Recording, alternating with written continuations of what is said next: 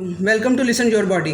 मैंने अब किड्स के हाइट पे वीडियो किया था, उसमें मैंने कहा था कि आप लोगों ने अपना विटामिन डी बच्चों के विटामिन डी का लेवल पूरा करना है बच्चों का, और कैल्शियम पूरा करना है। ठीक है, अब इसके लिए मैं आप लोगों को बताती हूँ कि इसके सोर्सेज क्या हैं, आप लोगों ने कहाँ से इसे पूरा करना है। अब विटामिन डी के लिए एग्स वो खाएंगे, थोड़ा एग्स से पूरा हो जाएगा विटामिन डी, और बाकी आपको सप्लीमेंट के थ्रू लेना पड़ेगा। और क्योंकि ये हमारी डाइट के थ्रू सारा विटामिन डी पूरा नहीं हो पाता है, तो इस वजह से हमें इस सप्लीमेंट को थोड़ा ऐड करवाना पड़ेगा विटामिन डी के बच्चों के लिए, थोड़ा ऐड कर खुद के लिए भी और बच्चों के लिए भी विटामिन डी के लिए हमें सप्लीमेंट ऐड करवाना पड़ेगा। इसके लिए ड्रॉप्स भी मिलते हैं, ठीक है, वो आप जाके मेडिकल स्टोर पे देख सकते हैं, विटामिन डी के ड्रॉप्स होंगे तो वो आप वहाँ से ड्रॉप्स का भी पता कर सकते हैं। बाकी सनी डे 2 लैक आईजू जो सा इंजेक्शन है, बच्चों को आप इंजेक्शन की फॉर्म में वो दे सकते हैं, और इंजेक्शन सिरिंज के थ्रू आप उसको निकालेंगे, उसके वो कांच वगैरह ताकि उसमें ना आए, और आपने उसको किसी दूध में मिक्स कर लें या कोई स्मूदी बना लें, उसमें उसे मिक्स करके बच्चों को वो दे दें। और अगर आपके बच्चे छोटे हैं, ठीक है ना, फ़र्ज़ करें 6 साल है, 4 साल है, 5 साल है, 8 साल है, इस तरह इतनी एज के बच्चे हैं, तो आप वो 1 गिलास मिल्क शेक बनाएं और उसमें आप अपना वो 1 इंजेक्शन डालें, और उन 3 बच्चों को, 2 बच्चों को या 3 बच्चों को आप वो हाफ करके या 3 में डिवाइड करके उन बच्चों को आप पिला सकते हैं। इस तरह से उनकी जो उसकी क्वांटिटी है विटामिन डी की, वो उन 3 में डिवाइड हो जाएगी, 2 में डिवाइड हो जाएगी। अब मेरी बेटी 10 साल की है, मैं उसे पूरा इंजेक्शन वो पिलाती हूँ, और ये मैंने रिलायबल सोर्स से इसका कंफर्म किया हुआ है, चूँकि मैंने अपनी बेटी के लिए किया हुआ है। जब मेरी बेटी के लिए मैंने इतना कॉन्शियस हो कि मैंने ये सारी चीज़ कंफर्म की होगी कि मैं अपनी बच्ची को कौन सा विटामिन दे सकती हूँ, तो वो फिर आप सोच सकते हैं कि मैंने रिलायबल सोर्स से ही उसको कंफर्म किया होगा। मेरी बेटी जो सी है वो मंथ में 1 टाइम विटामिन डी अपने बच्चों का लेवल आप लोगों ने पूरा करना है।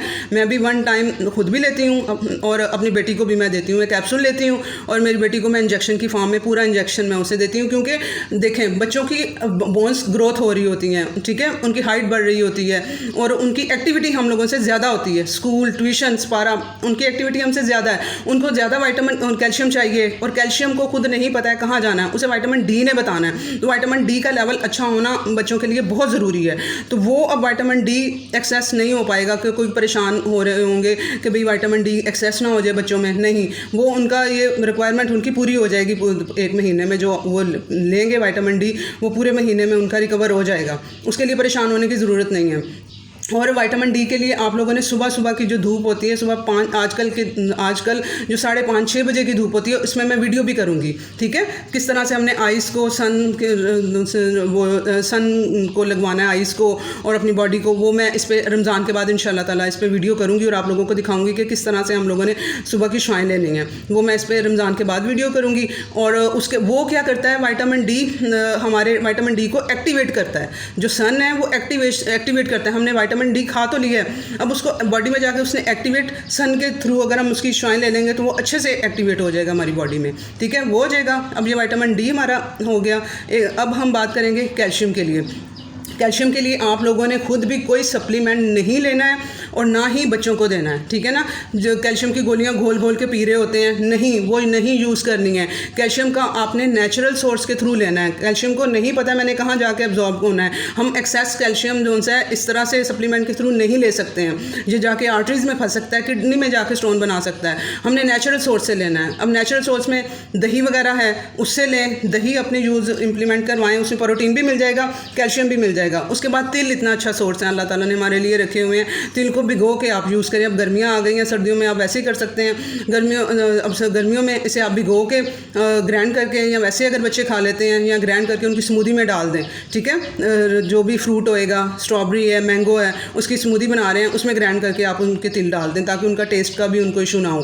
तो वो तिल के थ्रू उन बच्चों का कैल्शियम उनका पूरा करें, ठीक है। कैल्शियम इनटेक आप लोगों ने अच्छा रखना है और वो इनके थ्रू आपने पूरा करना है। सर्दियों में कैल्शियम हमें ब्रोकली से भी मिल जाता है, लेकिन गर्मियों में जो सा है वो ब्रोकली नहीं अवेलेबल होती है। आप लोग इसको तिल के थ्रू, दही के थ्रू, इन चीज़ों के थ्रू आप अपना कैल्शियम बच्चों का पूरा करें। उसके बाद विटामिन सी, उसका भी हम लोगों ने सप्लीमेंट नहीं लेना है, हरगिज़ नहीं लेना है, उसको भी नेचुरल सोर्स से पूरा करें, ठीक है ना। अब गर्मियाँ आ रही हैं, आंवला अचार आप उसका डाल सकते हैं, अचार के थ्रू कर सकते हैं। लेमन है, लेमन तो यूज़ करना ही करना है, वो आप लोगों को मैंने कम्युनिटी में इम्प्लीमेंट भी करवाया हुआ है, ठीक है। लेमन के थ्रू आप इसको अपने विटामिन सी लेवल को आपने पूरा करना है, नेचुरल सोर्स लेमन के थ्रू आपने पूरा करना है, ठीक है।